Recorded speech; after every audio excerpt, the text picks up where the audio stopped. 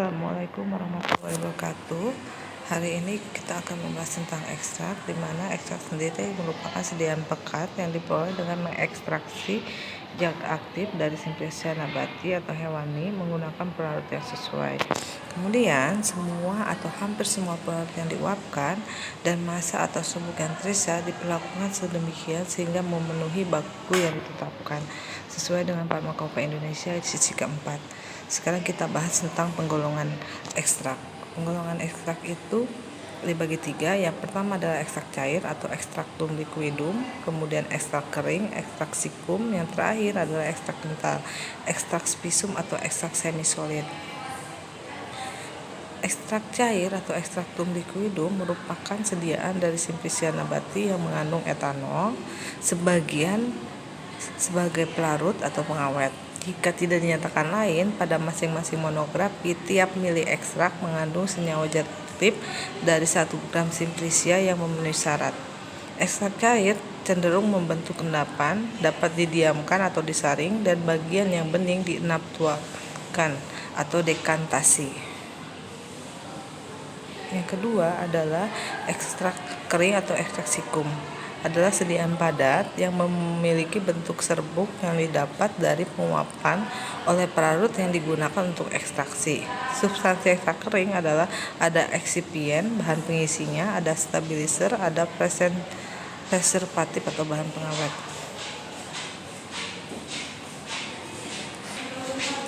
Standarisasi dari pembuatan ekstrak kering adalah 1. Kesesuaian bahan material. Kemudian kedua, kesesuaian menggunakan bahan inert atau ekstrak kering dari bagian tumbuhan yang digunakan untuk pengolahan. Ekstrak kering dibagi dalam 2 bagian, yaitu ekstrak kering yang dibuat dengan suatu cairan etanol dan karena tidak larut sepenuhnya dalam air. Yang kedua, ekstrak kering yang dibuat dengan air. Yang ketiga adalah ekstrak kental atau ekstrak spisum atau ekstrak semisolid. Adalah sediaan yang memiliki tingkat kekentalan di antara ekstrak kering dan ekstrak cair.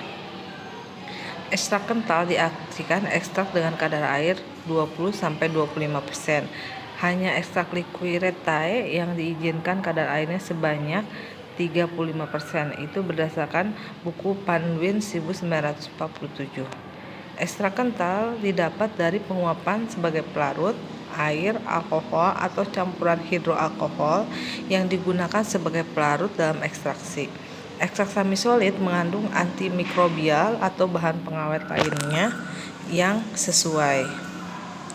Selain itu juga, ekstrak semisolid terdiri dari bahan yang sama dengan ekstrak kering yang dapat digunakan sebagai obat-obatan atau suplemen. Tetapi masing-masing memiliki keuntungan dan kerugian. Pada ekstrak kental yang terpisah adalah ekstrak adalah ekstrak pilisis yang dibuat dengan berkorelasi dengan eter. Setelah itu eter dihilangkan sama sekali dengan penyulingan. Dalam Farmakopeia dinyatakan bahwa ekstrak pilisis itu harus diaduk terlebih dahulu. Yang kemudian adalah ekstrak cannabis indica yang dibuat dengan etanol 90% dan kemudian tidak mengandung jumlah air yang berarti. Jika ekstrak ini pada waktu pengolahan harus dilarutkan, maka untuk itu kita harus memakai etanol 90%. Ekstrak lain yang dapat digolongkan dengan jelas ada 2 golongan, yaitu ekstrak kental yang dibuat dengan etanol 70% dan dimurnikan dengan air. Yang kedua, ekstrak kental yang dibuat dengan air. Ini cara pembuatan ekstrak ada 7. Yang pertama adalah pembuatan serbuk simplicia. Kemudian kedua adalah pemilihan pelarut atau cairan penyari.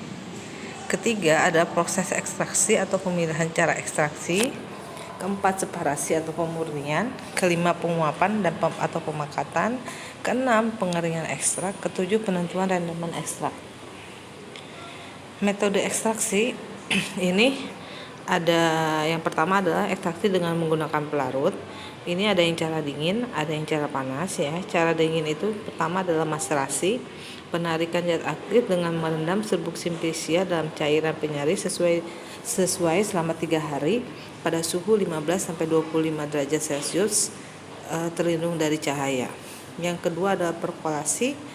ekstrak yang dengan pelarut yang selalu baru sampai sempurna yang umumnya dilakukan pada suhu ruangan. Prosesnya terdiri dari pertama adalah tahap pengembangan bahan, 2 tahap maserasi antara, ketiga tahap koagulasi sebenarnya atau penetesan atau penampungan ekstrak, di mana dilakukan terus-menerus sampai 10 ekstrak atau perkolat yang jumlahnya 1 sampai 5 kali bahan. Ini contoh alat perkolasi ya, ada ini alat perkolatornya, perkola biasa dan ini perkolasi kontinu. Sekarang kita akan tadi cara dingin, sekarang kita akan bahas cara panas atau reflux. Yang pertama adalah reflux. Alatnya seperti ini ya, ini nama alatnya sih sebenarnya sokletasi ya. Ekstraksi dengan pelarut, di mana reflux itu merupakan ekstraksi dengan pelarut pada temperatur titik didihnya selama waktu tertentu dan jumlah pelarut terbatas yang relatif konstan dengan adanya pendingin balik. Umumnya dilakukan pengulangan sampai 3 sampai 5 kali sehingga terbentuk ekstraksi yang sempurna. Jadi ini pengulangan sampai 5 kali. Ya. Yang kedua adalah soklet ya, adalah ekstraksi menggunakan pelarut yang selalu baru yang umumnya dilakukan dengan alat khusus sehingga terjadi ekstraksi kontinu dengan jumlah pelarut relatif konstan dengan adanya pendingin balik. Yang ketiga adalah digesti, merupakan cara maserasi dengan menggunakan pemanasan lemah pada suhu 40 sampai 50 derajat Celcius, hanya dilakukan untuk zat yang tahan terhadap pemanasan. Keempat adalah impudasi, merupakan ekstraksi dengan pelarut air pada temperatur penanas air atau bejana infus tertutup dalam penanas air mendidih. Temperatur terukur sekitar 96 sampai 98 derajat Celcius selama waktu tertentu, sekitar 15 sampai 20 menit. Yang kelima adalah dekoktasi, merupakan proses impudasi pada waktu yang lebih lama, kurang lebih 30 derajat Celcius dan temperatur sampai titik didih air. Sekarang kita ke destilasi uap ya. Yang pertama itu tadi kita ulang. Yang pertama itu adalah menggunakan pelarut. Yang kedua adalah destilasi uap, di mana destilasi uap merupakan ekstraksi senyawa kandungan menguap atau minyak asiri dari bahan segar atau simplicia dengan uap air berdasarkan peristiwa tekanan parsial senyawa kandungan menguap dengan fase uap air dari ketel secara kontinu sampai sempurna dan diakhiri dengan kondensasi fase uap campuran. Jadi senyawa kandungan menguap ikut terdestilasi menjadi destilat air bersama senyawa kandungan yang memisah sempurna atau memisah sebagian. Ini contoh alat dari destilasi uap ya, dimana di sini di labunya ini dipanaskan dalam beker menggunakan lampu spiritus, kemudian ada diukur temperatur udaranya ya, ini ada termometer sehingga nanti hasilnya nih yang keluar ini adalah hasil maserasinya ya, hasil maseratnya, hasil destilasinya. Contoh ekstrak, sekarang kita bahas tentang contoh ekstraksi dan cara pembuatannya. Yang pertama adalah ekstrak beladon ya. Cara pembuatannya dengan perkolasi 100 bagian serbuk beladon dengan campuran etanol encer, etanol 70% dengan larutan dalam air asam asetat 2% per volume sama sehingga alkohol tersaring sempurna yang diperiksa sebagai berikut. Jadi pertama adalah kocok kuat campuran 3 ml ether dengan 5 mili amonia encer dan 2 mili perkolat. Perkolatnya itu adalah serbuk perkolasi ya, hasil penyaringan. Kemudian uapkan 2 mili lapisan eternya, larutkan sisanya dengan, jadi sisanya itu dilarutkan lagi dengan H2SO4 encer. Tambahkan 5 tetes air atau 1 tetes larutan kalium tetraiodida hidrat agrinat 2, tidak terjadi kekeruhan sampai tidak terjadi kekeruhan. Kemudian disuling etanolnya dengan perkolat. Biarkan di tempat sejuk selama 24 jam, tambahkan talkum, disaring.